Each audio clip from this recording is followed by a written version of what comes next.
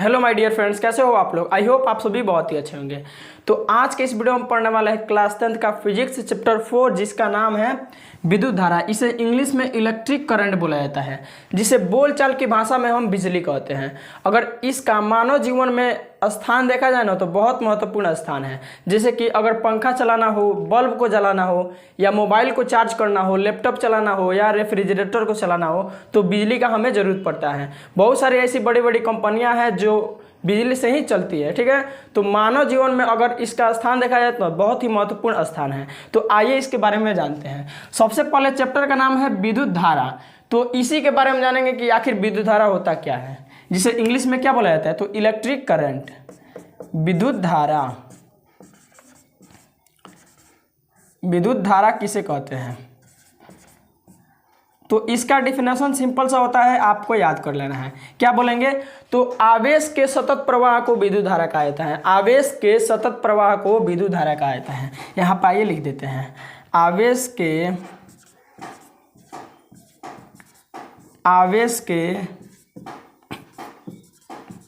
सतत प्रवाह को आवेश के सतत प्रवाह को विद्युत धारा कहते हैं। आवेश के सतत प्रवाह को क्या कहा जाता है, तो विद्युत धारा कहा जाता है। यहाँ पे लिख देंगे विद्युत धारा कहते हैं, धारा कहते हैं। आवेश के सतत प्रवाह क्या कहा जाता है, तो विद्युत धारा कहा जाता है। आवेश के सतत प्रवाह को विद्युत धारा कहा जाता है। अब यहाँ पे एक नया शब्द आया, आवेश क्या होता है और ये सतत प्रवाह क्या होता है। तो आवेश के बारे में अभी हम डिटेल में पढ़ने वाले हैं। आइए समझ लेते हैं सतत प्रवाह क्या होता है। सतत मतलब लगातार होता है। जब किसी चालक तार में आवेश लगातार बहता है ना तो उसी को क्या बोला जाता है, तो विद्युत धारा बोला जाता है। जब किसी चालक तार में आवेश सतत प्रवाह यानी कि लगातार प्रवाह होता है उसका, तो क्या होता है, तो उसी को विद्युत धारा कहा जाता है, ठीक है। सतत मतलब लगातार होता है। अब आइए जानते हैं आवेश क्या होता है, ठीक है। तो आवेश, यहाँ पे अगला टॉपिक क्या रहेगा, आवेश। तो आवेश का डिफिनेशन लिख लीजिएगा। आइए पहले इसको समझ लेते हैं। तो आवेश किसे बोलेंगे, तो आवेश किसी भी पदार्थ का वह गुण होता है जिसकी वो उपस्थिति में वह दूसरे पदार्थों पर बल लगाता है। आवेश किसी भी पदार्थ का वह गुण होता है जिसकी उपस्थिति में वह किसी दूसरे पदार्थों पर बल लगाता है। जैसे कि हम एक पेन को अपने बालों में से रगड़ के क्या करते हैं, छोटे छोटे कागज के टुकड़ों के पास लाते हैं तो वह कागज का टुकड़ा जो है पेन की ओर आकर्षित होने लगता है। आखिर क्यों, तो कारण यही है कि पेन पर जो है आवेश चला आता है और वह छोटे छोटे टुकड़ों को अपनी ओर अट्रैक्ट करने लगता है, ठीक है। तो ये जो है ना पेन पर आवेश चलाता है, इसलिए छोटे छोटे टुकड़ों को आकर्षित करता है। तो आवेश कैसे किसे बोलेंगे, तो आवेश किसी भी पदार्थ का वह गुण होता है जिसकी उपस्थिति में वह दूसरे पदार्थों पर बल लगाता है। आवेश जो है ना दो प्रकार का होता है। आवेश कितने प्रकार का होता है, तो दो प्रकार का। एक होता है धन आवेश, एक होता है ऋण आवेश। एक होता है धन आवेश, एक होता है धन आवेश और एक क्या होता है, तो ऋण आवेश होता है। ऋण आवेश होता है। एक धन आवेश और दूसरा ऋण आवेश। धन आवेश पर पॉजिटिव चार्ज होता है यानी प्लस चार्ज होता है, और ऋण आवेश पर क्या होता है, तो निगेटिव यानी कि माइनस चार्ज होता है, ठीक है। धन आवेश पर प्लस चार्ज और ऋण आवेश पर माइनस चार्ज। सबसे पहले विद्युत धारा किसे कहते हैं, तो आवेश के सतत प्रवाह को विद्युत धारा कहा जाता है। अब आवेश क्या होता है, तो आवेश किसी भी पदार्थ का वह गुण होता है जिसकी उपस्थिति में वह दूसरे पदार्थों पर बल लगाता है। आवेश होता है दो प्रकार का, धन आवेश और ऋण आवेश। धन आवेश पर प्लस चार्ज और ऋण आवेश पर क्या होता है, तो माइनस चार्ज यानी कि नेगेटिव चार्ज होता है। अब यहाँ पे इन दोनों को समझने के लिए धन आवेश को और ऋण आवेश को हमें समझना होगा परमाणुओं के बारे में। जैसे कि आपसे पूछा जाए अगर कि पदार्थ का सबसे सूक्ष्मतम कण यानी सबसे छोटा कण क्या होता है, तो आप जवाब में क्या दीजिएगा, तो परमाणु। पदार्थ का सबसे छोटा कण क्या होता है, तो परमाणु होता है। क्या होता है, तो परमाणु। यहाँ पे परमाणु लिख देते हैं हम, ठीक है। अब ये जो परमाणु होता है ना, ये तीन छोटे छोटे मौलिक कणों से मिलकर बना हुआ होता है। परमाणु कितने मौलिक कणों से मिलकर बना हुआ होता है, तो तीन छोटे छोटे मौलिक कणों से मिलकर बना हुआ होता है। कौन कौन है, तो एक हो जाएगा electron, electron, electron, proton, proton, electron, proton और न्यूट्रॉन। इलेक्ट्रॉन, प्रोटॉन और न्यूट्रॉन। कौन कौन? तो इलेक्ट्रॉन, प्रोटॉन और न्यूट्रॉन। इलेक्ट्रॉन, प्रोटॉन और न्यूट्रॉन। ये जो इलेक्ट्रॉन होता है ना, इस पर माइनस चार्ज होता है। क्या होता है? नेगेटिव चार्ज होता है। और ये प्रोटॉन होता है, इस पर क्या होगा? तो प्लस चार्ज होगा, यानी पॉजिटिव होता है। और ये क्या होता है? तो उदासीन होता है। क्या होता है? उदासीन। इस पर ना ही प्लस चार्ज होता है और ना ही माइनस चार्ज होता है, तो उदासीन होता है। ठीक है। अगर परमाणु संरचना का बात किया जाए तो आइए यहाँ पे परमाणु संरचना बनाते हैं। तो यहाँ पे सबसे पहले परमाणु के केंद्र में जो है ना, परमाणु का जो केंद्र होता है वो कुछ इस प्रकार से होता है। ठीक है। ये हो गया परमाणु का केंद्र। और इसके बाहर क्या होता है? तो इसके ऑर्बिट्स होते हैं, यानी कि कक्षाएं होते हैं। ठीक है। तो इसके बाहर हम क्या कर रहे हैं? तो इसके कक्षाओं को ऐसे हमने बना लिया। और जो परमाणु का केंद्र होता है, इसी को न्यूक्लियस यानी कि नाभिक बोला जाता है। परमाणु के केंद्र को ही क्या बोला जाता है? तो नाभिक बोला जाता है। और इसी में प्रोटॉन और न्यूट्रॉन होते हैं। तो परमाणु के नाभिक में क्या होता है? तो प्रोटॉन होता है और न्यूट्रॉन होता है। प्रोटॉन पर प्लस चार्ज होता है और न्यूट्रॉन जो है ना, उदासीन होता है। इसलिए हम कह सकते हैं कि पूरा नाभिक क्या होता है? तो पॉजिटिव होता है, यानी कि धन आवेशित होता है। नाभिक क्या होता है परमाणु का? तो धन आवेशित होता है। और इलेक्ट्रॉन का बात किया तो ये कहाँ होता है? तो इलेक्ट्रॉन बाहरी ऑर्बिट्स में, यानी कि बाहरी कक्षाओं में क्या होता है? तो ऐसे घूमता रहता है। ऐसे बाहरी कक्षाओं में क्या होता है? तो चक्कर लगाता है। इलेक्ट्रॉन क्या करता है? तो बाहरी कक्षाओं में ऐसे चक्कर लगाता है। ऐसे हम दिखा दे रहे हैं। ठीक है। और इलेक्ट्रॉन पे क्या होता है? तो नेगेटिव चार्ज होता है, यानी कि माइनस चार्ज होता है।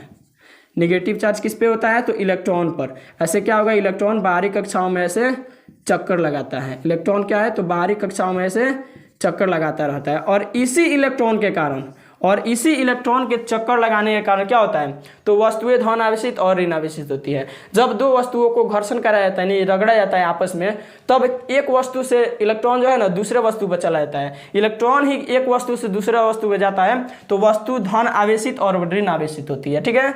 इलेक्ट्रॉन के कारण ही वस्तु धन आवेशित और ऋण आवेशित होता है, क्योंकि इलेक्ट्रॉन एक वस्तु से दूसरे वस्तु पर चला जाता है। तो गतिशील कौन कौन होता है? तो इलेक्ट्रॉन। परमाणु में जो है कौन गति करता है इसमें? तो प्रोटॉन तो यहाँ पे बैठा रहता है। ठीक है। और इलेक्ट्रॉन ही क्या करता है? एक वस्तु से दूसरे वस्तु पर जाता है, तो वस्तु धन आवेशित और ऋण आवेशित होती है। तो इसका आप स्क्रीनशॉट लीजिए। इसके बाद हम जानेंगे वस्तु कैसे धन आवेशित हो जाता है और कैसे ऋण आवेशित हो जाता है। तो इसका स्क्रीनशॉट लीजिए, इसको रफ करने वाले हैं।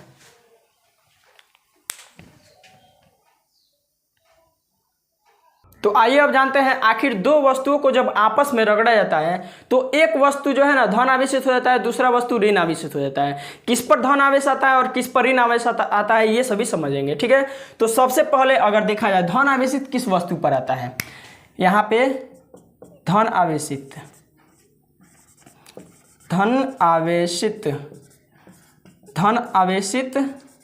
वस्तु, यानी कौन सा वस्तु जो है ना धन आवेशित हो जाता है और कौन सा वस्तु ऋण आवेशित हो जाता है? ऋण आवेशित। कौन सा वस्तु धन आवेशित हो जाता है और कौन सा वस्तु ऋण आवेशित हो जाता है, इसके बारे में हम चर्चा करेंगे। तो जैसा कि अगर हम इसका एग्जाम्पल लेना चाहें तो हमने आपको बताया था कि जब हम पेन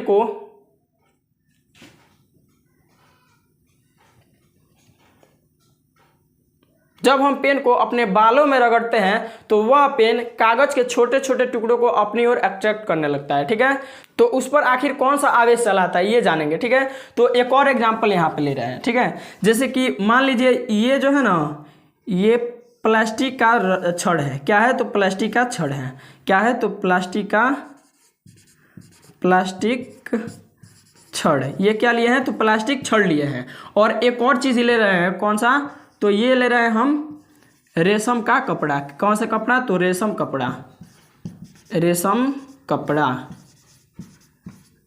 कपड़ा।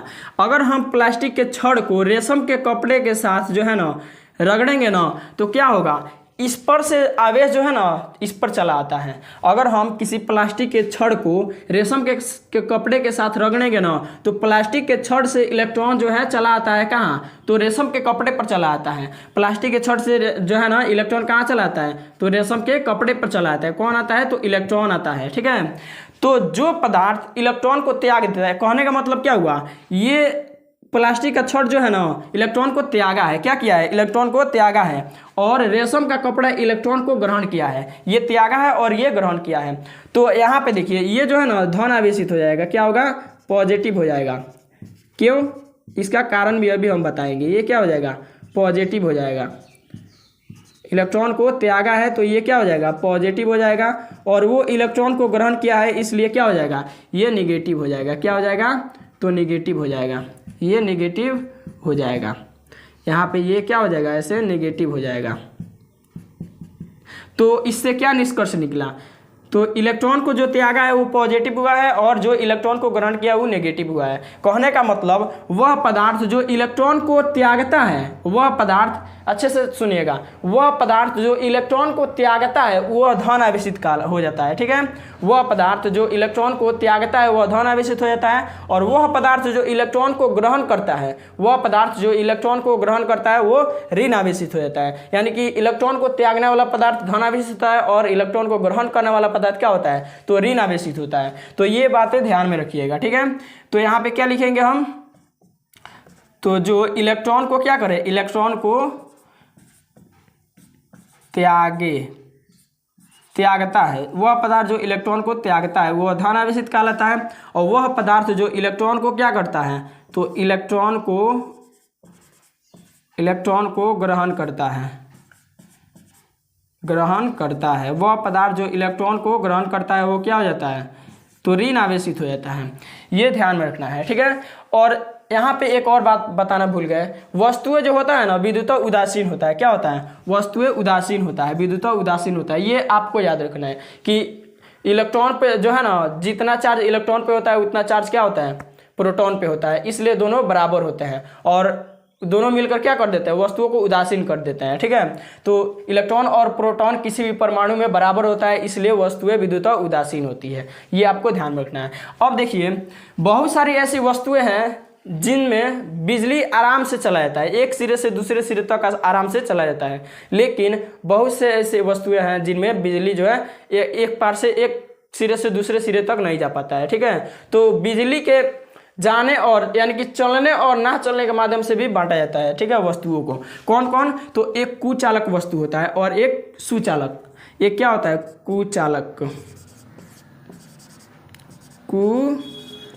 कुचालक वस्तु किसे कहते हैं, तो वह वस्तु या वह पदार्थ जिससे बिजली या विद्युत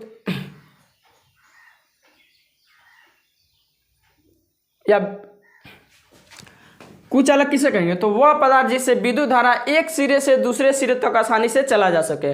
वह पदार्थ जिससे विद्युत धारा एक सिरे से दूसरे सिरे तक आसानी से चला जा सके उसे विद्युत का कुचालक बोलेंगे। वह पदार्थ जिससे विद्युत धारा एक सिरे से दूसरे सिरे तक आसानी से चला जा सके उसे बोलेंगे कुचालक, विद्युत का कुचालक। ठीक है, तो जैसे कि लोहा, अगर लोहा को क्या करेंगे, लोहा में अगर चालक तार को क्या करेंगे, बांध देंगे और दूसरे सिरे को पकड़ेंगे ना, बांधे इस सिरे में और दूसरे सिरे को अगर टच करेंगे तो वहां पे हमें बिजली मार देगा। ठीक है, तो इससे क्या प्रमाणित होता है कि बिजली जो है एक सिरे में हम दिए हैं और दूसरे सिरे में भी चला गया है, इसलिए लोहा क्या हो जाएगा, तो विद्युत का सुचालक हो जाएगा। ठीक है, ग्रेफाइट भी विद्युत का सुचालक होता है। ठीक है, तो ये बहुत सारी ऐसी वस्तुएं हैं जिससे बिजली आराम से एक सिरे से दूसरे सिरे तक चला जाता है, तो वो क्या होगा, विद्युत का कुचालक होगा। तो वह यहाँ पे क्या लिखेंगे, वह पदार्थ जिससे विद्युत धारा, वह पदार्थ जिससे विद्युत धारा एक सिरे से दूसरे सिरे तक, एक सिरे से दूसरे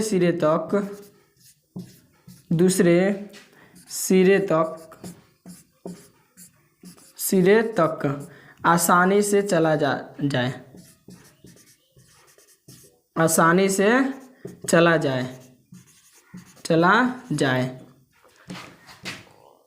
जाए वह पदार्थ विद्युत का सुचालक कहलाता है, विद्युत का सुचालक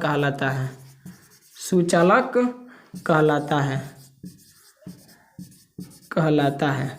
ठीक है, तो वह पदार्थ जिससे विद्युत धारा एक सिरे से दूसरे सिरे तक आसानी से चला जा सके वह पदार्थ विद्युत का जो है सुचालक कहलाता है। और दूसरा होता है विद्युत का कुचालक या विद्युत रोधी, विद्युत का कुचालक या विद्युत रोधी। तो यहाँ पे लिख दे रहे हैं, ठीक है, विद्युत का कुचालक या विद्युत का कुचालक, यहाँ पे सॉरी क्या होगा, तो सुचालक होगा, क्या होगा, तो सुचालक। यहाँ पे सॉरी, यहाँ पे ध्यान दीजिएगा, सुचालक होगा वह पदार्थ जिससे विद्युत धारा आसानी से एक सिरे से दूसरे सिरे तक चला जा सके, उसे विद्युत का सुचालक कहते हैं। और यहाँ पे पढ़ना है कुचालक, थोड़ा सा मिस्टेक हो गया, इसको आप कंप्रोमाइज कर लीजिएगा, ठीक है।